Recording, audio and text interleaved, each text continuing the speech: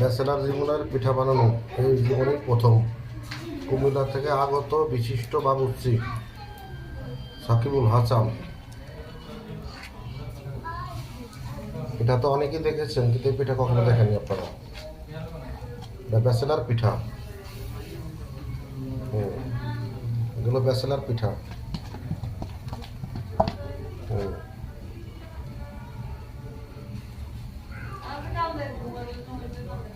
এগুলো ব্যাচেলার পিঠা। বন্ধুরা সবাই দেখো কি সুন্দর বানাচ্ছি আমরা। যেটা বানাতেও আনন্দ, খেতেও আনন্দ। সবাই সব কিছু পারে না, আমরা সবই পারি।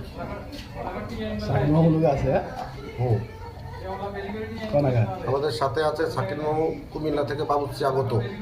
খুব ভালো। আর আমি আছি রাজু আপনার সাথে।